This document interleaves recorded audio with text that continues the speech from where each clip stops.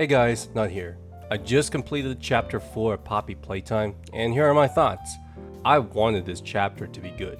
So bad. But it seems my gut instincts were right again. This chapter is kinda boring. For 20 bucks, I expected more. A lot more. Feels like the developers saw how stupid I played in chapter 3 and thought, maybe we need to make this game a little bit more idiot friendly. And so they did. By dumbing down the puzzles, trivializing the boss fights, and streamlining the entire gameplay. Spoilers ahead, of course. Now let's go over the positive things first. Dowie. I initially found him annoying because he reminds me of one of my most hated fictional characters, this guy. But as the story progresses, he turned out to be quite endearing and even adorable at times. He is definitely my favorite character in the series, but his other competition is a pink furry and half a dog. The ending to this chapter is also quite good, albeit it was predictable, it did give me some goosebumps. And so I'm looking forward to chapter 5. And that's it. Those are the only two positive things I can come up with. So what's my issues with the rest of the game? Well, first, the puzzles are either tediously simple or mind-numbingly dull.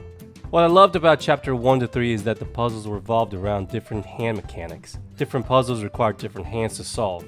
In chapter 4, you do not. I repeat, do not receive any new hands. Well, you kinda do, but this hand just opens doors and you don't really get it until near the end of the game. Instead, the puzzles in chapter 4 have you doing pulling boxes, bending metals, grabbing cards, putting gears in place.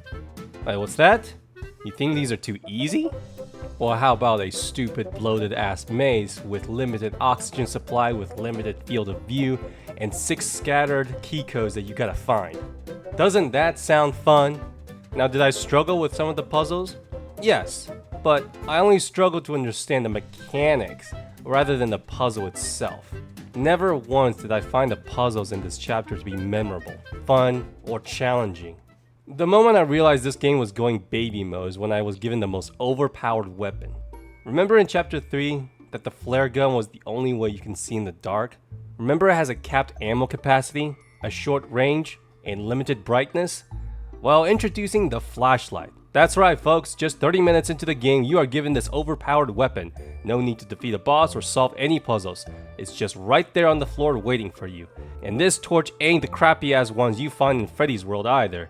Plenty of lighting, unlimited battery, doesn't even turn off when you switch hands.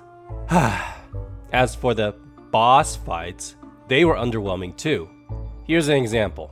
The doctor fight requires you to collect 4 different batteries in 4 different locations. You are also surrounded by his endo-looking in this dark, confusing maze. Sounds tough. Until you realize you have a flashlight, his robots can't catch you as long as you have space to run. There's colored wires that tells you where the batteries are. Oh, and there's like 4 generous checkpoints after each battery is found. Jeez, imagine how much of a breeze the catnap fight would have been if there were checkpoints. What else? Oh right, the atmosphere. I find chapter 4 to be the least scary. Poppy says that it's hell down here, but it's just a bunch of caves, cells, offices, and hallways. Might as well be the Batcave. And it gets really dull to look at after a while. The only area that I remember is Safe Haven. As the name implies, this is where all the toys take shelter. While it's a cool area, I don't think this works because it distracts from the horror element. The first 3 chapters, you are alone most of the time, and on the rare occasion of meeting a toy, you're unsure whether or not to trust them. In Safe Haven, we are introduced to the refugees that Dowie saved. This completely destroys any fear of isolation. I think the developers wanted the player to feel some pity or guilt towards the surviving toys, but we don't spend enough time with them here to develop any sort of real attachment. If you wanted me to care more for these guys, some of them should have aided me like Dog Day or Kissy. Hell, even Dowie. So when the inevitable destruction of Safe Haven came, the only one I felt sorry for was Dowie.